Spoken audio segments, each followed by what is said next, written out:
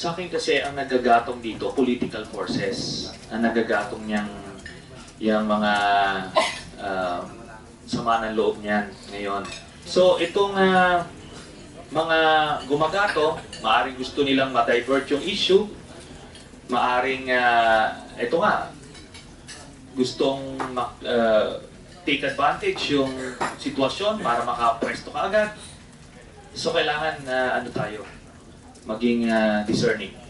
Ang bottom line kasi dito, bakit mo paaalisin si Presidente Aquino?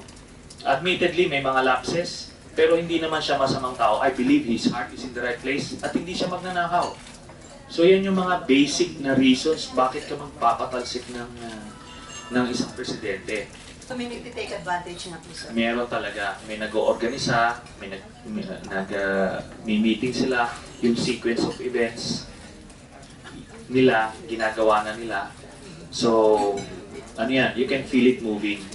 Pati sa media, may nag-ooperate na. Marami tayong nakukuhang impormasyon ngayon at pinaprocess natin, pinapasa rin natin sa security forces natin, sa intelligence community para sila na mag-validate.